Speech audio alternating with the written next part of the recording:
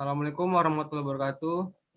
Sini kami akan menjelaskan tentang soal yang diberikan tentang K3 listrik. Pertama, saya akan menjelaskan nama kelompok. 1. Hernando Arjo, 2. Yusril, 3. Ilham Pradana Putra, 4. Anas Nazaki, 5. Nova Fernanda. Dan soal pertama akan dijelaskan oleh Ilham Pradana Putra. Pada Ilham, dipersilakan.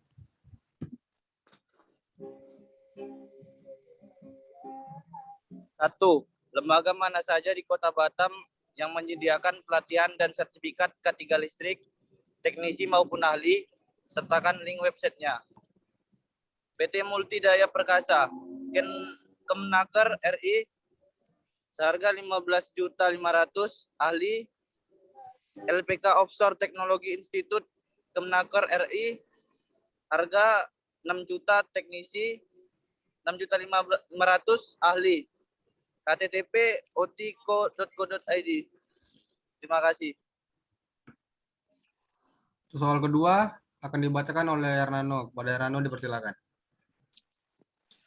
Berikan contoh lowongan kerja di yang membutuhkan kompetensi K3 listrik, teknisi maupun ahli. Jawabannya yaitu PT Aplikasi Evolusi Indonesia, HSE Officer. Deskripsi pekerjaan mengidentifikasi dan memetakan potensi bahaya, segala bentuk bahaya yang mungkin terjadi dalam proses bisnis yang dilakukan oleh perusahaan. Wajib diidentifikasi dan dipetakan oleh safety officer. Harganya itu 6 juta per bulan sampai 8 juta per bulan. Saya sendiri belum berminat karena basic saya di mesin. Soal nomor 3 akan dibacakan oleh Yusril. Pak Yusril, dipersilakan. 3. Apa saja perbedaan dari teknisi K3L dengan ahli K3L? Jika dibandingkan juga dan AKM umum, mana yang Anda sukai dan dibutuhkan industri di Batam?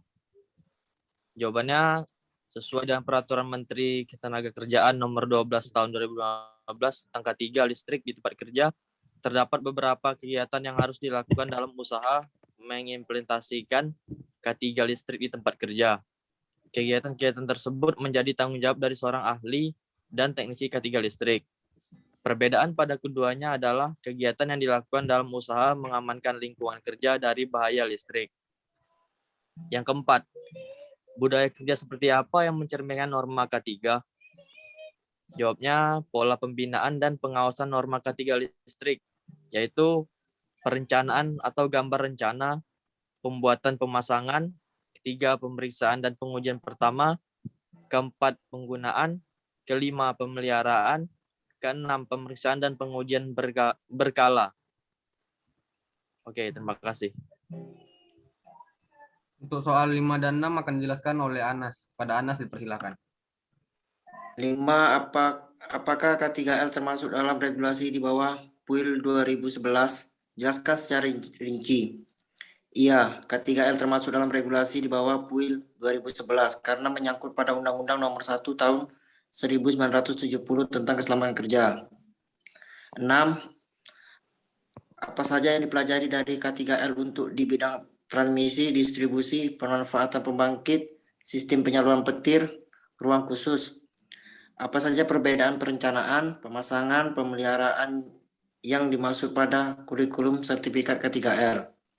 Yaitu kabel tidak boleh ditanam langsung dalam tanah dan kecuali dinyatakan lain tidak boleh digunakan untuk setiap keperluan selain daripada transmisi dan distribusi listrik.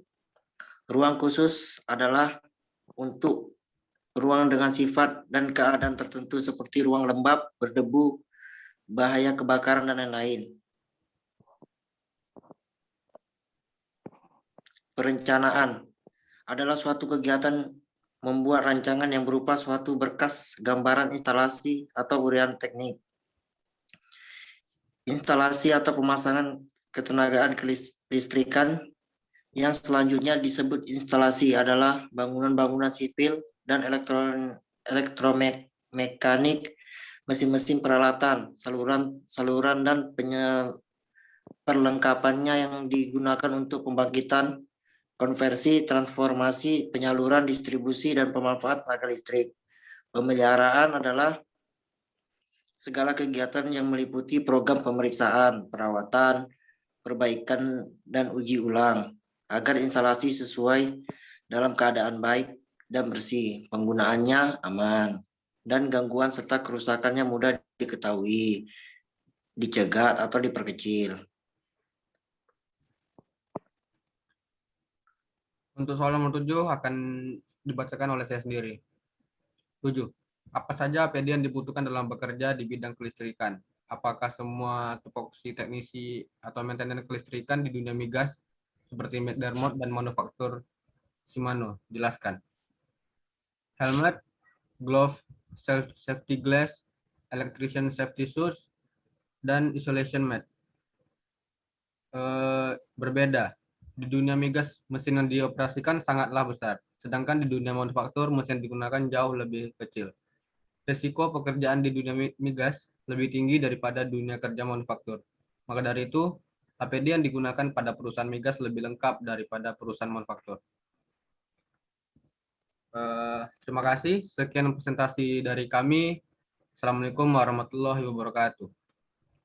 Waalaikumsalam warahmatullahi wabarakatuh.